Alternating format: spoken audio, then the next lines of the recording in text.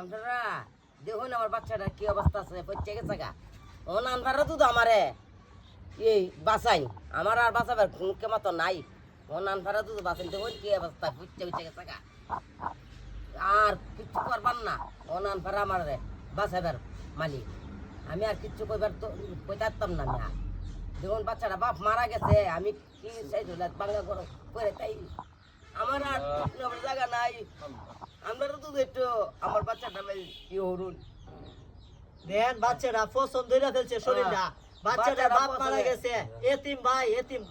মানে যদি বাবা থাকতো এইভাবে পালাই রাখতো না চিকিৎসা হইতো আজকে বাবা নাই দেখা এইভাবে পালাই রেখে দিছে